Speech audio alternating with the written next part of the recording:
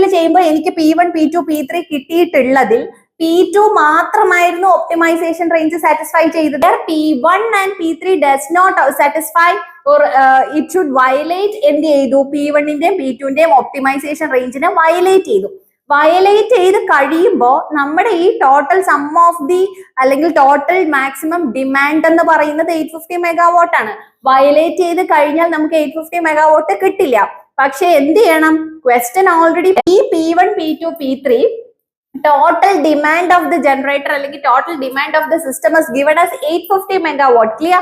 850 megawatt. അപ്പൊ ഈ P1 plus P2 plus P3 യുടെ സം ആണ് 850 megawatt. ആ 850 megawatt സബ്സ്റ്റിറ്റ്യൂട്ട് ചെയ്തിട്ട് where P1 is equal to നമ്മുടെ തേർഡ് ഇക്വേഷൻ എന്താണോ കിട്ടിയത്, P2 എന്താണ്, P3 എന്താണ്, ഇതെല്ലാം കൂടെ ആഡ് ചെയ്ത് 850ക്ക് ഇക്വേറ്റ് ചെയ്യുമ്പോൾ നമ്മുടെ ലാംഡ ഇറ്ററേഷൻ ലാംഡ വാല്യൂസ് കിട്ടും അല്ലെ. ഇനി ഈ ലാംഡ വാല്യൂസ് വെച്ച്